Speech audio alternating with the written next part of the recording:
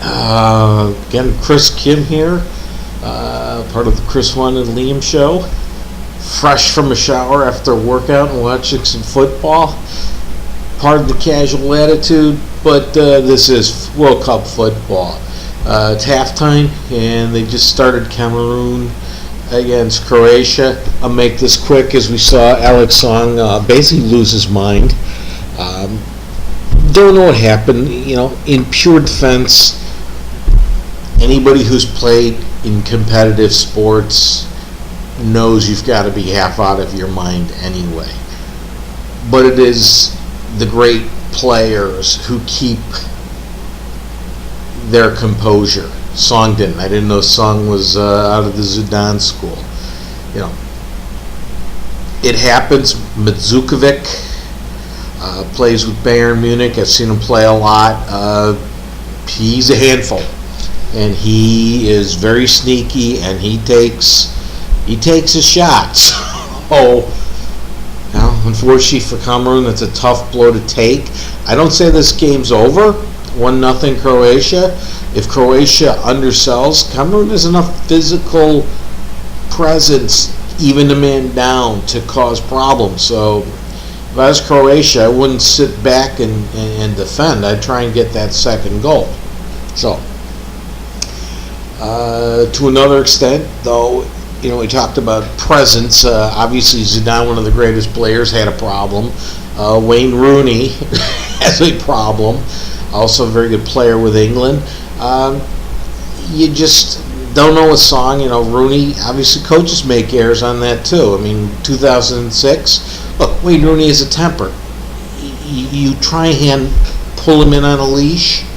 That's the wrong thing to do. You say, Wayne, go out there, do what you have to do, but do it intelligently. If you're going to hit somebody, try and not do it in the wide open, right? But the other thing you can do for a guy like Rooney, and it is now 2-0.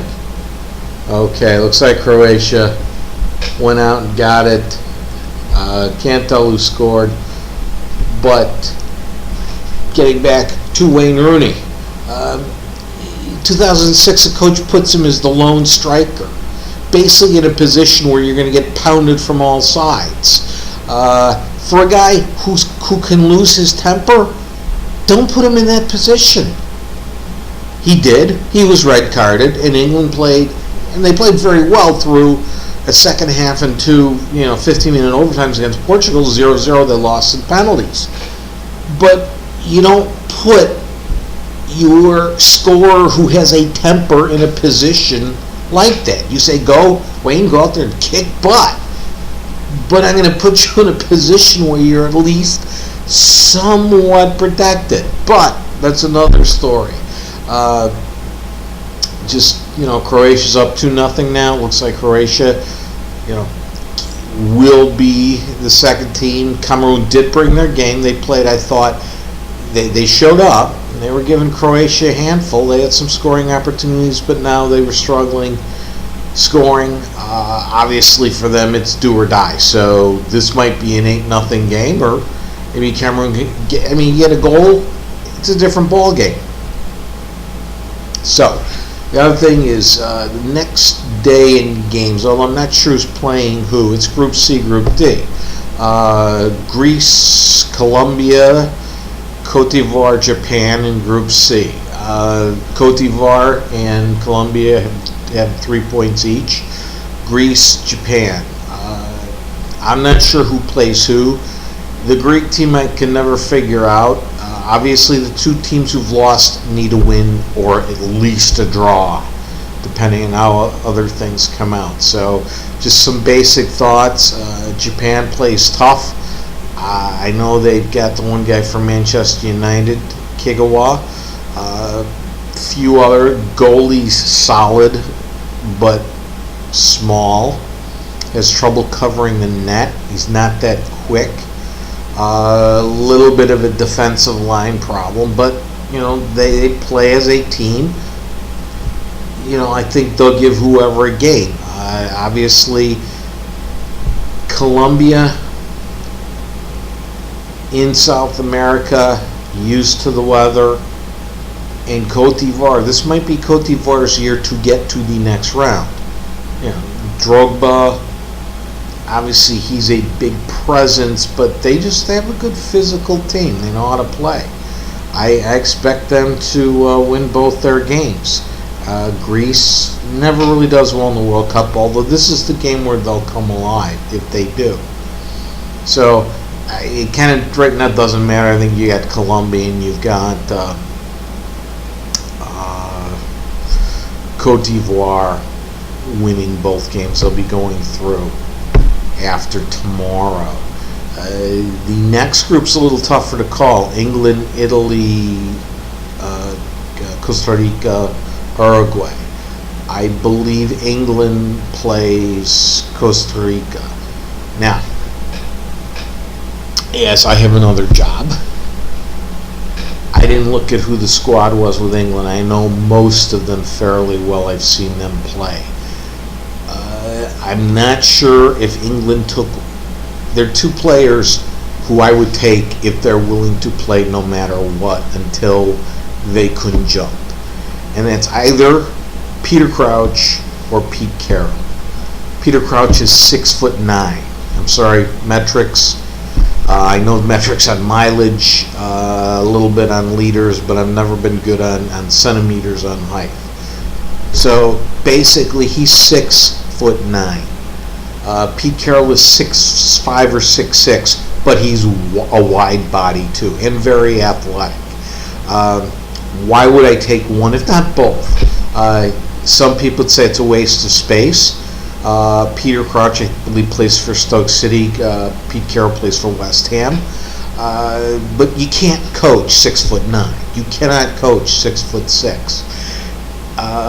Those are the type of people when you play either Uruguay or Costa Rica. Costa Rica likes to play 5 defenders, 4 midfielders.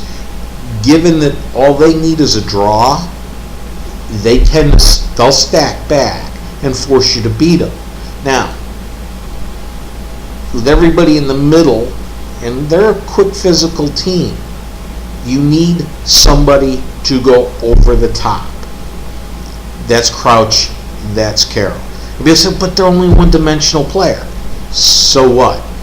The one-dimensional player you tell set up 8 meters in the middle, stick your big Sasquatch rear end right there, fend people off. When the ball comes in, take that head of yours and blast it out the back of the net is a very successful strategy. It wins games. And Peter Crouch, I know he doesn't start a lot for the England team, but if you look at his history, he scores goals. And England's going to need to score, especially given from what I heard. I did not see the England-Italy game. The weather, the heat, humidity. My wife, Wanda, who will be joining me on this show, basically said both teams looked like they were running in mud. Okay? You're going to need to sub, but that's one of the people I would sub if you're in a 0-0 game. Obviously, if you're in 2-3-0 lead, you're not going to put him in. But in a game where you're going to need somebody out there, somebody out there to get a header to put in the net, especially if the defense is tracking back. They're the type of player I would have. Italy, Uruguay. Uruguay needs victory. If that's the game, I'm still going to go with the Italians. I think they're a smart team. They had a very bad World Cup 4 years ago. The line from the announcer, World Cup heroes to World Cup zeros. They have some thing to make up for their fan base. Uruguay, I'm not too sure of. They're not going to have their one big midfielder. Their 2 defenders, in the middle are thugs.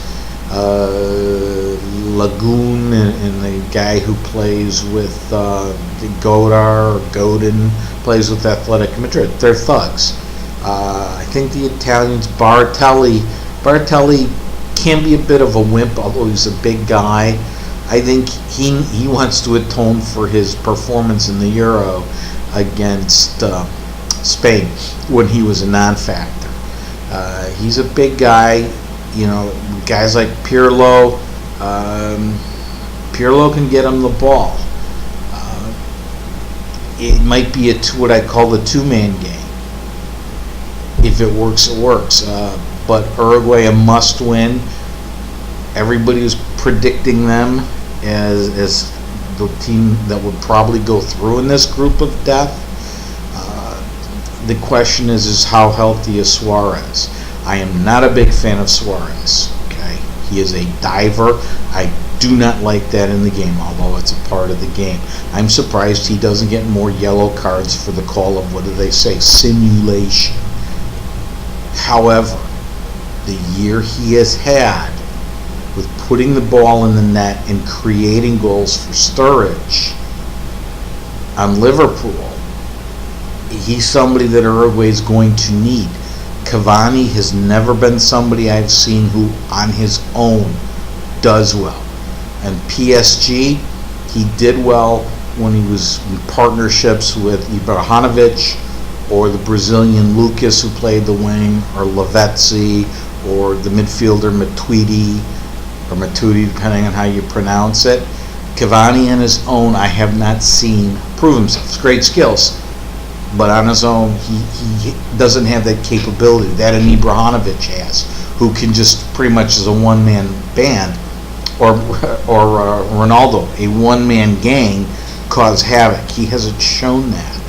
So, obviously, we're separating the contenders from the pretenders here in the second game.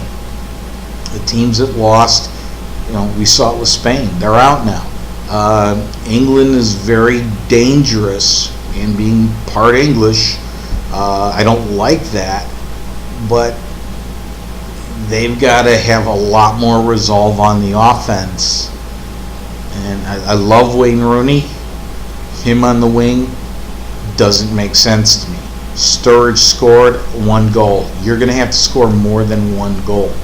You're going to have to control the midfield. Against Costa Rica, you're going to be controlling it against a lot of guys back. Against Uruguay, if that's who they're playing, it's not as much the midfield as it'll be the guy in the center. Will he be able to deal with those two hoodlums they have, who do a very good job of keeping people away from the net? Costa Rica didn't beat them in the middle. They beat them going over to the far posts and having trailers come in with Campbell. So, I'm hoping, rooting for England as my next team after the United States, but I'm afraid they're going to have a tough time. Hope I'm wrong.